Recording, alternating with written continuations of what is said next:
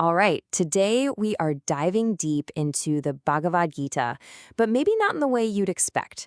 We're looking at it as a roadmap for the single most important battle any of us will ever face, the one that happens right inside our own heads. You know that feeling, don't you? Where it seems like one part of you is trying to move forward, to grow, and another part is just pulling you right back down. What if that feeling, that inner tug of war, isn't just you being weird? Well, according to this incredible interpretation of the Gita, that struggle isn't a problem to be fixed. It's actually the entire point. It's the arena where you find out who you really are and what you're truly capable of. So let's get into it. Okay, so first things first, we have to completely reframe this epic story. The Great War in the Mahabharata, it's not just a historical event. Think of it as a metaphor, a map of your own mind. And that famous battlefield, Kurukshetra, that's your life. That's the ground where all your inner conflicts play out. This is where this story becomes so relatable. The hero, Arjuna, is standing there in his chariot, looking out at the battle to come, and he just freezes. He's overwhelmed. He's confused. He feels totally and utterly powerless. Sound familiar? His questions are our questions. Why is this so hard? What am I even doing? How do I get out of this? So if you're Arjuna standing on that battlefield, who exactly are you fighting against? Well, the idea here is that the two armies, the Pandavas and the Kauravas, they're not out there. They represent the two major forces warring inside of you right now. On one side, you have the Pandavas. These are your best qualities, your inner allies. They stand for your greatest potential. Things like your integrity, your authenticity, your sense of responsibility.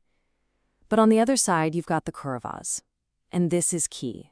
They aren't some external evil. They are your own deeply ingrained self-sabotaging patterns. And it gets even more specific. All those feelings of being stuck and powerless, the source says they really come down to three main culprits, the enemy commanders, if you will. There's self-doubt, which is like a blind king who refuses to see the truth. Then there's self-hatred, a cunning, whispering advisor who plots your every failure. And finally, self-denial, the stubborn prince who just refuses to face reality, creating endless suffering for himself. These three, they're the architects of all our inner chaos. Okay, so that sounds pretty intense, right? We've got our inner enemies lined up. So how in the world do we fight back? This is where the Gita gives Arjuna and us a set of incredibly powerful spiritual tools. Let's call them the 4 essential powers you need for victory. These are your weapons. First up, integrity. This is about honoring the promises you make, especially the ones you make to yourself. Second is authenticity, always pushing to be the very best version of yourself you can be. Third, responsibility. This is huge. It's about owning the fact that you are the source of your own reality. And finally, enriching. This is where you take all that power and use it to make a positive impact on the world around you. Master these, and you're ready to win. But what does winning even mean in this context? It's not just about crushing your doubts. The ultimate prize, the whole point of the battle, is to reach this profound state of being that the text calls completion. Now listen to this definition. Completion, or Purnam Attva, is living without any hangover from the past. I mean, think about that.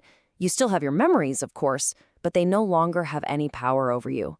The sting is gone. The guilt, the anger, the regret, it just doesn't control you anymore. You're finally free. So really, we're all standing at a crossroads. We can choose completion, living with power and joy, totally here in the present moment, or we can choose incompletion, staying stuck in that cycle of restlessness and suffering, always haunted by the past or anxious about the future. And to make it even simpler, the source says that all of that stuff, all our incompletions, our pain, our feeling of being stuck, it all boils down to just 2 things. Just 2.